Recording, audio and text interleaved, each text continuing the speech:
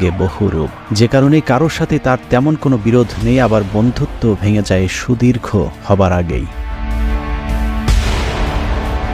জন্ম থেকেই জ্বলতে থাকা রনিকে বাংলাদেশের নিষ্ঠুর রাজনৈতিক দলগুলো উষ্ঠা লাথির উপরেই রেখেছে। যখন যার প্রয়োজন হয়েছে গরিবের সুন্দরী বউয়ের মতো কাছে ডেকেছে, আবার পরক্ষণেই বিছানা থেকে পাছায় লাথি দিয়ে খাটের নিচে ফেলেছে। বাংলাদেশ আওয়ামী লীগ থেকে বেদনা, অপমানবোধ, লাঞ্ছনা এবং গঞ্জনা কোনো একটা মানুষের পক্ষে বিএনপিতে যাওয়া এটা সাধারণ কোনো ঘটনা নয়। নেতা শব্দটি আমার জন্য প্রযোজ্য। এটা তো আপনার যোগ্যতা কি বিএনপি আপনাকে দিল না? এটা একটা ভিন্ন একটা প্রসঙ্গ। সব দলের লাথির ছাপ পাছায় নিয়ে রনি এখন দিক বিদিক ছুটছে। স্থির হয়ে বসতে গেলেই ব্যথা তাকে মনে করিয়ে দেয় রনির কোন কোন জায়গায় ব্যথা। মানুষের শরীরে যখন ব্যথা হয় না, তখন নখে ব্যথা থাকে, আবার একটু পরে মাথায় চলে যায়। আপনার তো বয়স অল্প, এখন অত ব্যথা হয়নি, একটু পরে সেই ব্যথা 5 মিনিট মাথায় গালে চলে আসে, কানে চলে আসে। ব্যথা খুব দ্রুত সারা শরীরে ছড়াতে থাকে। ব্যথার এরকম যন্ত্রণা, সারা অঙ্গে এরকম ব্যথা নিয়েই চলছে রনির দিনকাল। কিন্তু প্রশ্ন হলো, এভাবে আর কতকাল? একটা জায়গায় তো তাকে থামতে হবে, না থামলে সবাই মিলে তাকে থামাতে হবে। কেননা রনি যে পাগলামি শুরু করেছে তাতে মনে হচ্ছে পাগলা গারদে যাবার ঠিক আগের স্টেজে আছে সে।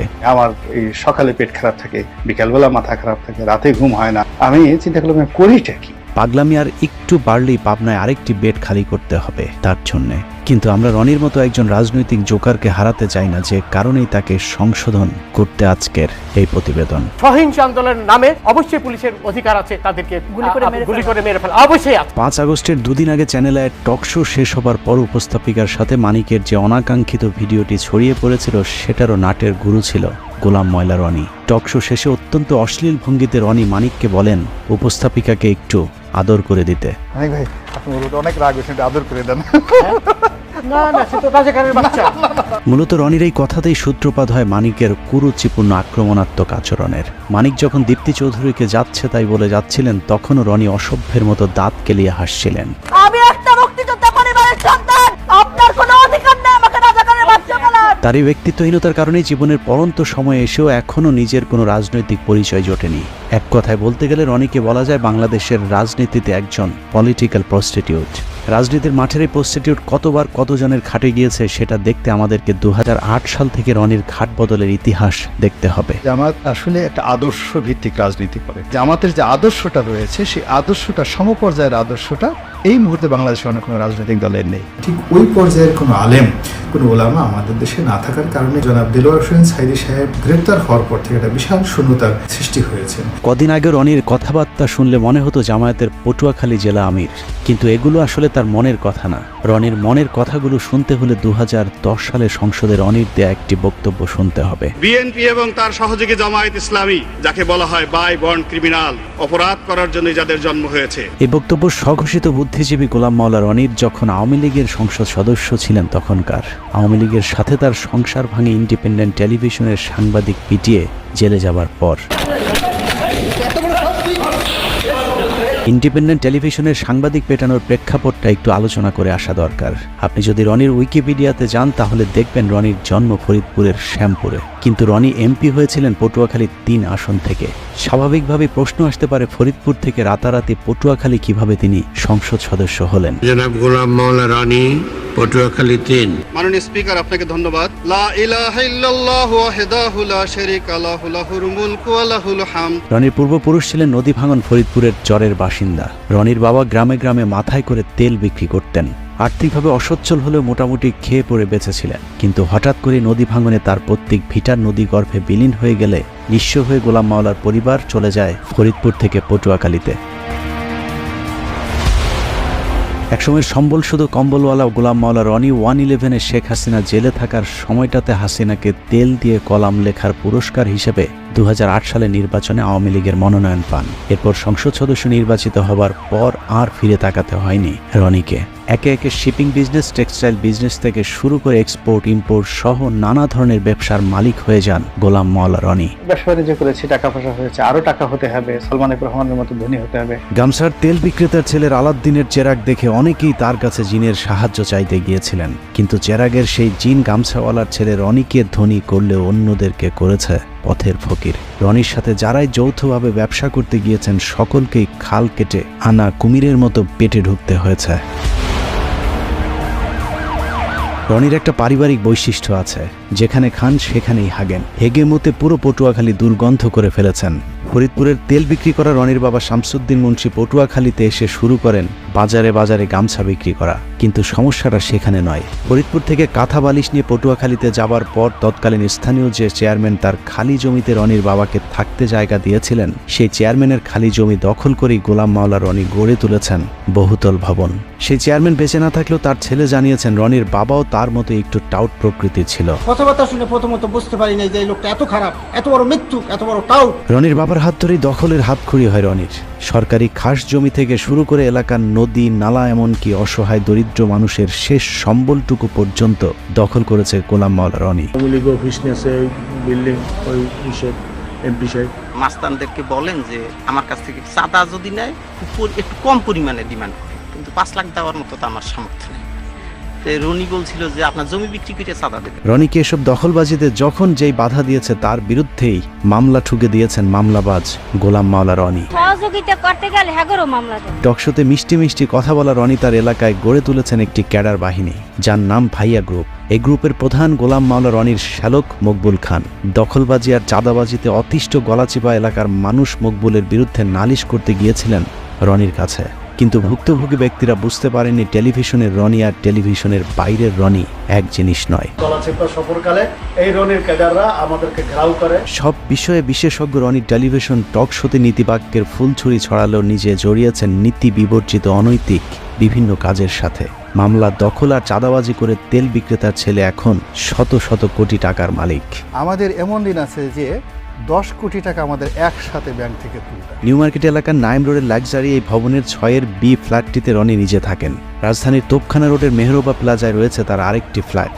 বসুন্ধরা বাড়িধারা প্রকল্পে 5 কাঠা এবং পূর্বাচলে রয়েছে তার আরেকটি 10 কাঠার প্লট। নিজের অন্যান্য জায়গার বাড়ি ফ্ল্যাট থাকার তথ্য গোপন করে অবৈধভাবে তিনি এসব প্লট বাগিয়ে নিয়েছেন। হঠাৎ করে গোলাম মাওলা রনি কিভাবে আঙুল ফুলে কলা গাছ হয়ে গেলেন, সেই খবর সংগ্রহ করতে গেলে ইন্ডিপেন্ডেন্ট টেলিভিশনের সাংবাদিকের উপর চড়াও হন রনি। মেমোরি কার্ড যদি নিয়ে থাকে মেমোরি কার্ড ফেরত দিয়ে দেন। কি আসলে আমার দ্বারা যদি কেউ ক্ষতিগ্রস্ত হয়ে থাকে এজ এ বড় ভাই হিসেবে আমি সরি। যাই হোক, ওই ঘটনায় গ্রেফতারের পর জেল খাটতে হয়েছে বেশ কিছুদিন।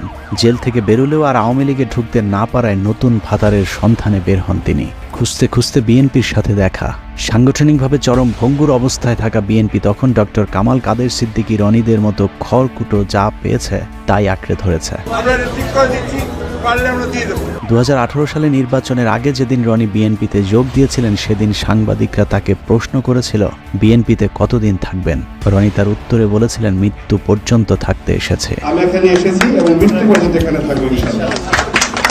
মূলত 2018 সালে বিএনপির মনোনয়ন পেতেই রনির এই পোল্টিবাজি। রনির সেই ডিগবাজিতে ধানের শীষের টিকিটও পেয়ে গিয়েছিলেন। কিন্তু পটুয়াখালী 3 আসনে আজীবন বিএনপির রাজনীতি করে আসা বিএনপির মূল প্রার্থী মনোনয়ন প্রত্যাহার না করে রনির প্রতিদ্বন্দ্বিতা করেন। গোলাম মাওলা রনি এখন আওয়ামী লীগের সঙ্গে বেইমানি করেছে, সামনে বিএনপির সাথে করবে। সে বিএনপিতে যোগ দিয়েছে, জনগণ তাকে আর কোনোদিন সমর্থন করবে না। তাকে মনোনয়ন দেওয়া হয়, কিন্তু নির্বাচন কমিশন তার মনোনয়নের প্রার্থিতা বাতিল করেছে। সে তার আম ও সালা দুটি হারিয়েছে। 2018 সালে নির্বাচনে দেশের অন্যান্য এলাকার মতো রনির পটুয়াখালী 3 আসনেও বিএনপির মনোনীত প্রার্থী গণসংযোগ কিংবা ভোট দিতে যেতে পারেননি। কিন্তু পটুয়াখালী 3 আসনটিতে রনির প্রতিদ্বন্দ্বী হিসাবে তৎকালীন সিএসি নুরুল হুদার আপন ভাগ্নে সাজু হয়। সেখানকার অবস্থা আরও ভয়ানক ছিল।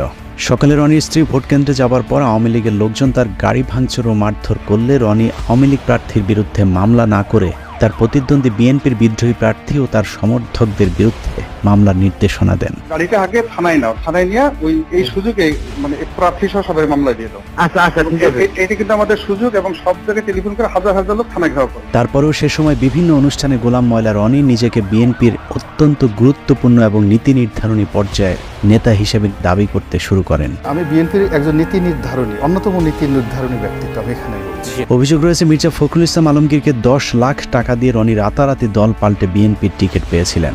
10 লাখে মনোনয়ন কেনা বিএনপির গুরুত্বপূর্ণ এই নেতা 2018 সালে আওয়ামী লীগ আবারও ক্ষমতায় এলে আরেকবার ডিগবাজি দেয়। কিছুদিন আগে বিএনপির নীতি নির্ধারণী পর্যায়ের নেতা দাবি করা রনি বলতে শুরু করেন, আমি বিএনপির কেউ না। বিএনপির কোনো কমিটিতে আমি নেই, আমি শুধু ইলেকশনটা করেছি। তো আমাকে যদি বিএনপি নেতা বলা হয় এটা আমার জন্য অবমাননাকর, অপমানজনক, কারণ আমি আসলে বিএনপির নেতৃত্বে নেই। ওই অনুষ্ঠানে রনিকে প্রশ্ন করা হয়েছিল, আপনি যে বিএনপির নেতা না এটা আপনি কখন বুঝলেন? উত্তরে রনি যা বলেছেন তা অনেকটা সিদ্দিকের ভুল হয়েছে আমাকে ক্ষমা করে দেওয়ার মতো। রনি ভাই, এই কথাটা আপনি আগে এতদিন বলেননি কেন? প্রথমত এই জিনিসটা আগে আমার মাথায় আসেনি। 2018 থেকে 2024 রনির জীবন কেটেছে কুলহারা কলঙ্কিনীর মতো।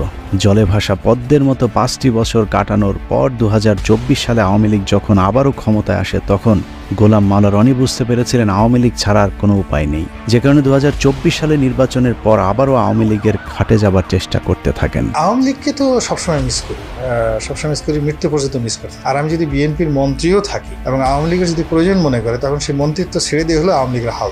আওয়ামী লীগে আবারও পথ ফিরে পেতে বিএনপিকে নিয়ে নানা ধরনের ঠাট্টা বিদ্রুপমূলক কথাবার্তা শুরু করেন গোলাম ময়লা রনি। বিএনপি এখন সরাসরি মাঠের রাজনীতি না করে তারা দোয়াদরুতে মগ্ন হয়ে গেছে, ঝাড়ফুঁক তাবিজ কওয়াজে ব্যস্ত। কেউ কেউ বলে যারা জাদুটু নাও জানে, বানও মারতে জানে। বিএনপির যে গণতান্ত্রিক ভাবে তাদের যে অবস্থানটা ছিল সেটাকে তারা তাড়িয়ে সামনের যে জায়গাটিতে মিস্টার জো বাইডেনকে বসিয়ে দিয়েছে, মিস্টার পিটার ডি হাসকে বসিয়ে দিয়েছে। বিএনপিকে নিয়ে হাসি ঠাট্টা করে অবশ্য কোনো লাভ হয়নি, কারণ পুরাতন স্বামী আওয়ামী লীগের সাথে আবারও ঘর বাঁধার আগেই স্বামী পলাতক অবস্থা যখন এই রনি আবারও শুরু করে নতুন স্বামীর সন্ধান। আওয়ামী লীগ বিএনপির সব হারিয়ে ডক্টর মোহাম্মদ ইউনূসের তত্ত্বাবধায়ক সরকারের একটি উপদেষ্টার পদ পাবার স্বপ্ন দেখে গোলাম ময়লা রনি। যে কারণে মোহাম্মদ ইউনূসের নেতৃত্বে সরকার গঠন হবার পর এই সরকারের মেয়াদ নিয়ে রাজনৈতিক দলগুলোকে তাড়াহুড়া না করবার আহ্বান জানান। এই গণঅভ্যুত্থানের মাধ্যমে যে 17 জন ব্যক্তি এই মুহূর্তে দায়িত্বে অবতীর্ণ হলেন, তারা চমৎকার করে কথা বলেন এবং তাদের সবারই রয়েছে বর্ণাঢ্য ইতিহাস। তাদের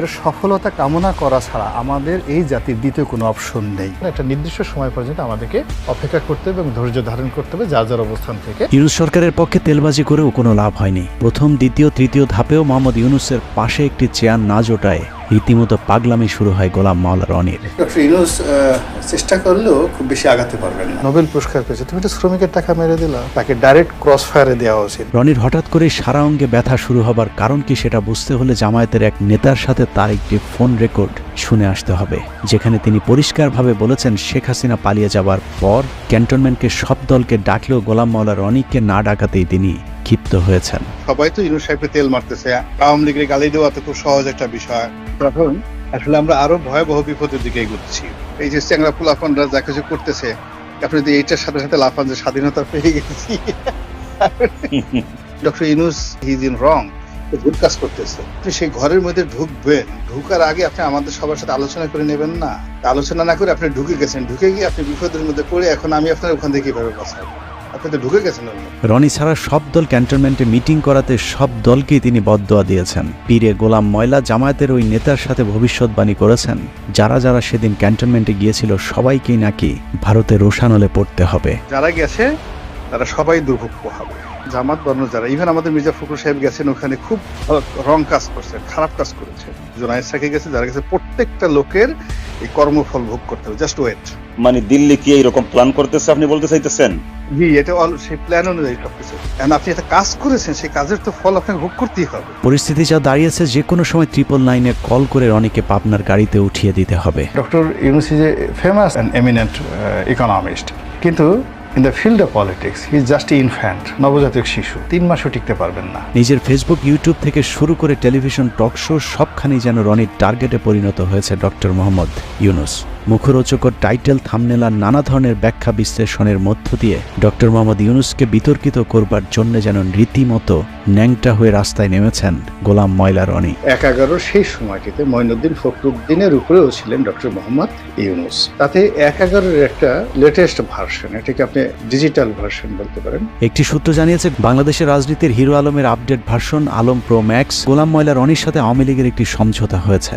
রনিকে যেহেতু জামায়াত, বিএনপি, ডক্টর ইউনূস কেউই পাত্তা দিচ্ছে না, সে কারণে তিনি এখন আওয়ামী লীগের সাথে হাত মিলিয়ে সূক্ষ্ম ষড়যন্ত্রে লিপ্ত হয়েছেন। এরই মধ্যে শেখ হাসিনা সম্পর্কে গুণগান শুরু করেছে রনি। সামনে হয়তো প্রকাশ্যে আরো গুণগান শোনা যেতে পারে। চীনের এবং আমেরিকার চক্রান্তে বাংলাদেশে শেখ হাসিনাকে যেভাবে বাংলাদেশ থেকে তাড়ানো হয়েছে, এটি নির্মম, এটি অন্যায়, এটি অসাংবিধানিক। বাংলাদেশে একটা উগ্র জঙ্গিবাদ তৈরি হয়েছে। এই জঙ্গিবাদের চক্রান্তে শেখ হাসিনা ক্ষমতাচ্যুত হয়েছে। তো কাজেই শেখ হাসিনাকে আবার ক্ষমতায় বসাতে হবে, প্রয়োজনে বাংলাদেশে ভারতীয় সৈন্য সমাবেশ ঘটাতে হবে,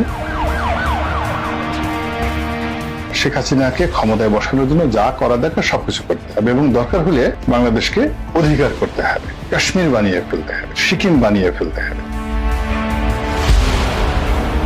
এছাড়া সুযোগ সন্ধানী রনির আসলে আওয়ামী লীগের কাছে